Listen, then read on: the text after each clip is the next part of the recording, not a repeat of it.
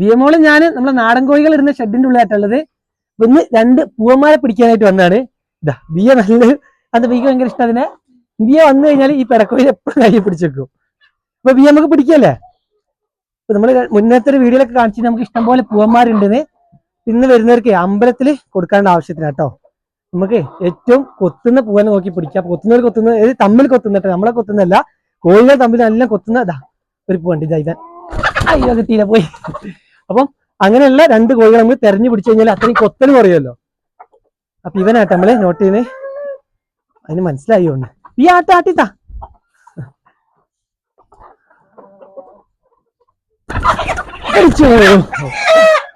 ഇതാണ് നമ്മൾ കൊടുക്കുന്ന ഒരു പൂവിന്. ഈ കൂട്ടിലിട്ടേക്ക അവിടെ കേട്ടോ, അവിടെ കേട്ടോ. ഇനി ഒരാളും കൂടെ പിടിച്ചു വെക്കണം. നമ്മൾ ആളുകളൊക്കെ വന്നു കഴിഞ്ഞാൽ പെട്ടെന്ന് പിടിക്കാൻ ബുദ്ധിമുട്ടായിരിക്കും.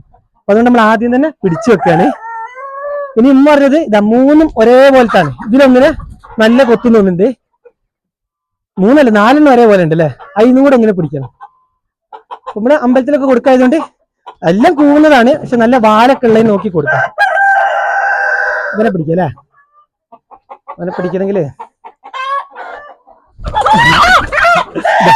നല്ല വാലൊക്കെ ഉള്ള അടിപൊളി പോകാൻ ഇപ്പുറത്തിടാം. കൊടുക്കാനുള്ള ഗോതമ്പ് ബിയമോൾ എടുത്താട്ടെ. അപ്പൊ കോഴികളൊക്കെ അങ്ങോട്ട് പോയിട്ടുണ്ട്. ഈ ചട്ടി കുറച്ചിട്ട് നമുക്ക് ഓരപ്പോ കൊണ്ടുപോകും. അപ്പൊ ഐറ്റങ്ങൾക്ക് ആദ്യം കൊടുക്കട്ടോ. കോഴികൾക്ക് നമ്മൾ തീറ്റ കൊടുത്തിട്ടില്ല, അതുകൊണ്ടാണ് കുറച്ച് മതി. അതെ, അതുകൊണ്ട് എല്ലാരും ബിയമോൾ പിന്നെ ഇട്ട് കൊടുത്തട്ടോ. ചിലപ്പോ പേടിച്ചിട്ട് കഴിക്കൂല. പേടിയ അല്ലേ കുഞ്ഞ്. നോക്കാം, കഴിക്കുകയാണെങ്കിൽ കഴിക്കട്ടെ. വരുന്നുണ്ട്. ഒരാൾ വന്ന്, മറ്റാള് പേടിച്ചിരിക്കുക അല്ലേ. എത്തി. ഇപ്പൊ 2 കൂടെ കഴിച്ചിട്ട് കുറച്ച് വെള്ളം കൂടെ വെച്ചു കൊടുക്കാം അല്ലേ. ഇപ്പൊ കോഴിനെ വാങ്ങിക്കാനായിട്ട് ഇവര് വന്നിട്ടുണ്ട്. ഞാൻ പിടിച്ചു കൊടുക്കാം.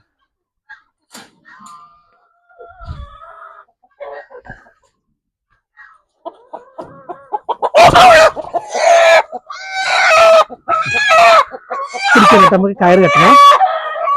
കൂട്ടി പിടിച്ചാ പുറത്ത് വരുത് കേട്ടോ. പിടിച്ചോ, കെട്ടോ.